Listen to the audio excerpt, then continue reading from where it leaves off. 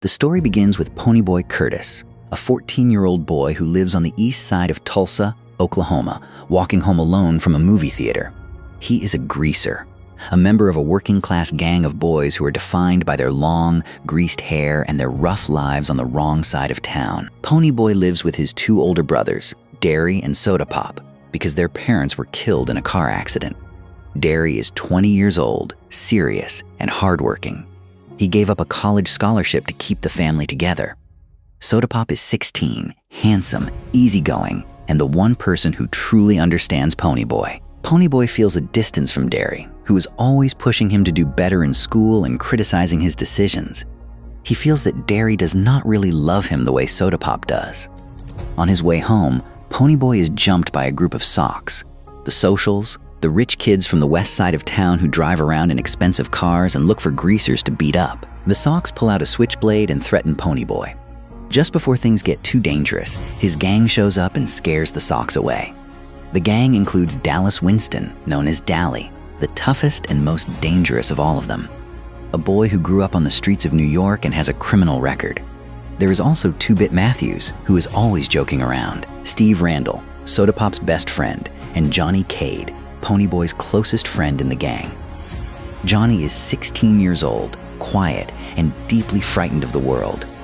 He has been badly beaten by the socks before, and he carries a switchblade now to protect himself. His home life is terrible. His parents ignore him completely, and the gang is the only family he truly has. That same evening, Ponyboy and 2-Bit go to a drive-in movie theater. There, they meet 2 sock girls named Cherry Valance and Marcia, who are sitting alone because their boyfriends were drunk and acting stupid. Dally shows up and starts bothering the girls, being rude and offensive. Johnny tells Dally to stop it, and surprisingly, Dally backs off. This surprises Ponyboy. Dally almost never listens to anyone, but he has a soft spot for Johnny. Ponyboy and Johnny end up walking and talking with Cherry and Marcia. Cherry is Bob Sheldon's girlfriend. Bob is one of the wealthiest and most aggressive socks around.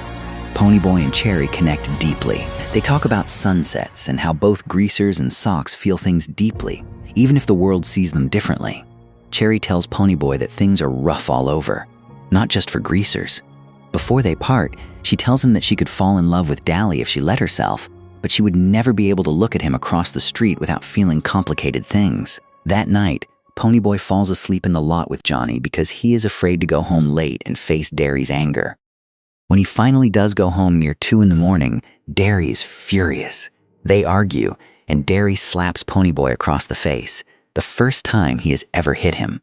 Ponyboy runs out of the house, crying and in a panic. He finds Johnny and they go to the park to cool down. At the park, a blue Mustang, the car belonging to the socks, pulls up. Bob, Randy, and several other socks get out, drunk and looking for a fight. They are furious about their girls talking to greasers. They grab Ponyboy and shove his head into the fountain, holding him underwater. Ponyboy is drowning. He blacks out. When he comes to, he sees Johnny standing over him, shaking. Bob is lying on the ground, dead. Johnny killed him with his switchblade to save Ponyboy's life. Both boys are terrified. They run to find Dally, who is the only one they trust to know what to do in a situation like this. Dally gives them $50, a loaded gun, and directions to an abandoned church in Windricksville, a small town outside of Tulsa. He tells them to hide there and lay low. They hop a train and make their way to the church on Jay Mountain, hiding inside its old wooden walls. They stay there for 5 days. During that time, Ponyboy and Johnny read Gone with the Wind out loud to pass the hours. They eat bologna sandwiches, play poker, and watch the sunrise. Ponyboy recites the poem Nothing Gold Can Stay by Robert Frost, about how the most beautiful and innocent things in life cannot last. Johnny is moved by this. He begins to think deeply about it. He tells Ponyboy that he means it. Stay gold. Don't lose that innocence and sensitivity that makes Ponyboy different from the rest of them. After 5 days, Dally comes to check on them. He tells them that the greasers and socks are getting ready for a massive rumble, a big gang fight, over what happened. He also tells them that Cherry Valance has been acting as a spy for the greasers, telling them where the socks are planning to move. He takes them to get food. On the way back, they see that the church is on fire. A group of school children who had been on a picnic are trapped inside. Without thinking, Ponyboy and Johnny run into the burning building to save them. They throw the children out through the window one by one. Dally follows them in. A section of the roof collapses on Johnny, and Dally pulls Ponyboy out. Johnny is badly burned and his back is broken. They are taken to the hospital. Ponyboy is treated for burns and smoke inhalation. Johnny is in critical condition. Dally has a badly burned arm. They are heroes. The newspapers cover the story of the boys who saved the children. A reporter interviews them.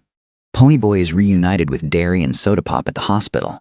When Derry sees him, he breaks down crying. In that moment, Ponyboy finally understands the truth. Derry does love him. He has been pushing him so hard because he is terrified of losing him, too, the way they lost their parents. Everything that Ponyboy thought was coldness was actually fear and love tangled up together. But there is no time to rest. The rumble is happening that night. Even though Ponyboy has a concussion and is shaken, he goes. Dally checks himself out of the hospital against doctor's orders and comes to, fighting with one arm. The greasers and socks line up in an empty lot. The fight is brutal. No weapons, just fists. The greasers win. It is their victory. But it feels hollow. Right after the rumble, Dally rushes Ponyboy to the hospital because Johnny is dying. They make it in time. Johnny is barely conscious. He tells Ponyboy that it was not worth it, dying young. He says he does not want to die. And then he dies. He is 16 years old. Dally cannot take it. Johnny was the one pure thing in Dally's life, the only person he ever cared about. Johnny's death breaks something inside him that cannot be repaired. Dally runs out. He calls the gang from a payphone and tells them he just robbed a store and the police are after him. He tells them to meet him in the lot. By the time they get there, the police have already cornered him. Dally pulls out his unloaded gun, pointing it at the officers. He knows exactly what he is doing. He wants them to shoot him. And they do. Dally dies in the parking lot in the light of the police car headlights right in front of the whole gang. Ponyboy watches it happen. Ponyboy collapses. He wakes up later having been in a dazed and disconnected state for several days, not fully processing what has happened. He refuses to accept that Johnny is dead. He keeps saying that Johnny is not dead, that it was not real. Soda Pop and Derry are scared for him. He is not sleeping, not eating properly, barely functioning. He picks fights at school. His grades are slipping. He is called before a judge because of the events surrounding Bob's death, but the judge rules in his favor.